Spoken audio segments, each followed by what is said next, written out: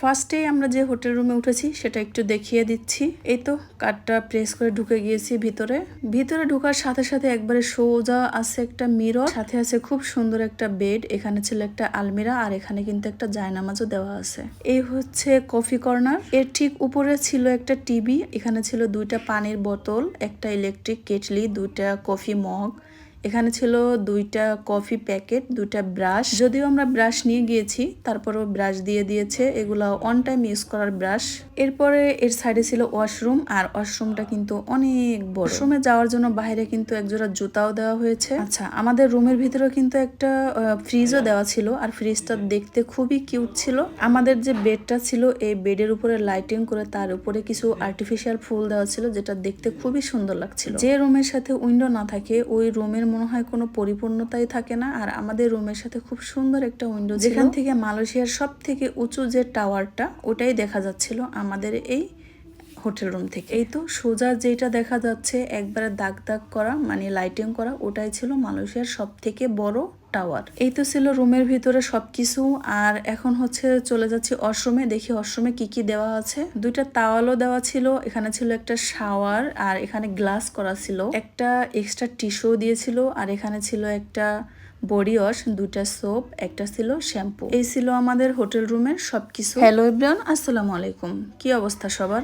এই তো সকাল সকাল রেডি হয়ে বের হয়ে পড়েছি, চাচ্চুর বাসায় যাব। চাচ্চু আজকে আমাদেরকে দাওয়াত করেছে। মালয়েশিয়ার ইংলিশ ভাষাগুলো যেন একটু কেমন, আমাদের ভাষায় যেমন ক্লিনিক লেখা থাকে, এখানে যেন অন্যরকম ভাবে ক্লিনিকটা লেখা। ওটা একটু ভিডিও ক্যাপচার করে নিচ্ছিলাম। আর আমি তো আগেই বলেছি মালয়েশিয়া গ্রাব অ্যাপ ছাড়া কোনো গাড়িতে উঠাবে না বা কোনো ট্যাক্সিতে উঠাবে না। আমরা হোটেল রুমের সামনে থেকে একটা গ্রাব অ্যাপস দিয়ে একটা ট্যাক্সি ভাড়া করে নিয়ে চলে যাচ্ছি চাচ্চুর বাসায়। এই পাহাড়ের সাইড দিয়ে যেতে খুবই ভালো লাগছিল, আর আমরা মাত্র 19 মিনিটেই পৌঁছে গিয়েছি চাচ্চুর বাসায়। এই তো আমার চাচ্চু আমাদেরকে এগিয়ে নেওয়ার জন্য অনেক কাছাকাছি চলে এসেছে আমাদের। আমার চাচ্চুর সাথে আর আমার হাজবেন্ডের সাথে খুবই ভালো একটা বন্ডিং, আর এই বন্ডিংটা ক্যাপচার করতে গিয়ে আমি এত বেশি এক্সাইটেড ছিলাম যে আমি ভিডিওতে চাপ দিতেই ভুলে গিয়েছি। যাই হোক, এরপরে আমরা চলে যাই চাচ্চুর বাসায়, আর এখান থেকে চাচ্চু কিছু সদাই করে নিচ্ছিল। আমরা বাংলাদেশ থেকে চাচ্চুর জন্য কিছু শপিং করে নিয়েছি, আর এটাই চাচ্চু দেখছিল। আর চাচ্চুর এই হাসি মাখা মুখটা দেখে খুবই ভালো লাগছিল। আমার চাচ্চু আমার জন্য অপেক্ষা করছিল, আমি গেলে তারপরে রান্না বসাবে। আর এখানে আমি যাওয়ার পরে রান্নাটা আসলে বসানো হয়েছে। এখানে সবকিছু কেটে বেছে পরিষ্কার করে একবার ধুয়ে টুয়ে মশলাপাতি দিয়ে বসিয়ে দিচ্ছি।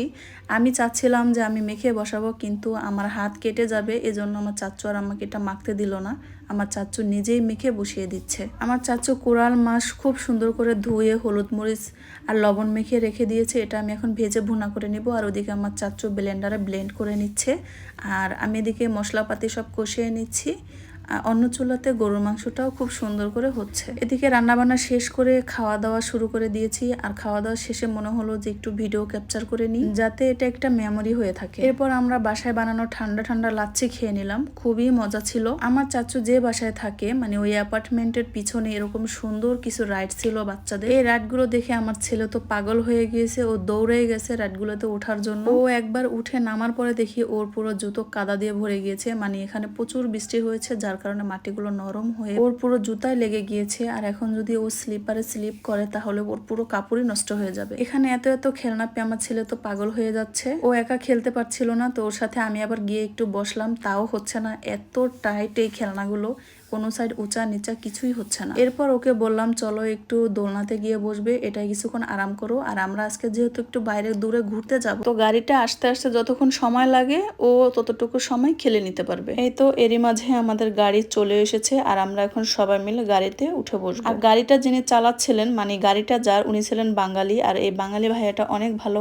মানে আমাদের মাদারীপুরে বাড়ি ওনার, আর সে মানুষটা খুবই ভালো মানুষ। সেই আমাদেরকে আজকে ঘোরাতে নিয়ে যাচ্ছে। আর আমার চাচু এই ভাইয়াকে মামা বলে ডাকে। এই ভাইয়াটা শত ব্যস্ততার মাঝেও আমাদেরকে সময় দিতে পেরেছে, সেজন্য অনেক অনেক থ্যাংক ইউ ভাইয়াকে। আচ্ছা, এখন কিন্তু আমরা যাচ্ছি একটা সি বিচের ধারে, আর এখানে যেতে আমাদের প্রায় 1 ঘন্টা 30 মিনিটের মতো সময় লেগেছে। এখানে যেতে আমাদের 2টা বা 3টা টোল পার হয়ে যেতে হয়েছে, আর এই সবগুলো টোল কিন্তু কার্ড দিয়ে পে করতে হয়েছে। আর আমরা কিন্তু আজকে মূলত যাচ্ছি গ্রামের দিকটাতে, মানে ওদিকে নাকি একটা সুন্দর সি বিচ আছে, ওখানেই যাচ্ছি। এই তো ফার্স্টে এটা কার্ড দিয়ে প্রেস করে টোলটা দেওয়া হয়ে গেল। এরপর আমরা হাইওয়েতে উঠে চলে গেছি গ্রামের ভিতর দিয়ে। আর এখানে এত এত নারকেল গাছ ছিল। গ্রামে আসলে যে সব ধরনের সবজি হয়, এখানে সব ধরনের সবজি মোটামুটি কান্নাকাটি দেখা যাচ্ছিল। ফাইনালি 1 ঘন্টা 30-40 মিনিটের মতো ড্রাইভ করে আমরা চলে এসেছি সেই সি বিচের ধারে। এখানে দেখি বাংলাদেশের মতে অনেক অনেক খেলনা সাজানো ছিল, মানে পোলাপান কান্নাকাটি করানো যত কাহিনী আছে সব এখানেই দেখা যাচ্ছিল। আর ওই দিন এত পরিমাণে গরম ছিল, সবাই ঘেমে ঠেমে অস্থির, আর প্রচুর গরম ছিল। তবে এখানে আসার পরে অনেকটা ভালো লাগছিল, ঠান্ডা ঠান্ডা একটা বাতাস আসছিল। এদিকে 1.5 ঘন্টা বা 1 ঘন্টা 40 মিনিট পরে আমার চাচু এখানে যখন আসলো, আমার তার নাকি খুবই পানি পিপাসা পেয়েছে, এজন্য আমার চাচু এখন ডাব খাবে। তো সবাই একটা একটা করে ডাব নিচ্ছিলাম, আর ডাবের ভিতরে এতগুলো পানি ছিল, আর পানিগুলো ছিল সব গরম। একটা ডাব দুজনে খেয়েও শেষ করতে পারবে না, তবে আমরা এক একজন এক একটা নিয়েছি। এরপরে পানিগুলো যখন গরম ছিল, তো এজন্য আমরা আলাদা একটা মগের ভিতরে নিয়ে তারপরে বরফ দিয়ে নিয়েছি। যাই হোক, আজকের জন্য এই পর্যন্তই। দেখা হবে নতুন একটা ইন্টারেস্টিং ভিডিওতে। সবাই ভালো থাকবেন, সুস্থ থাকবেন। আল্লাহ।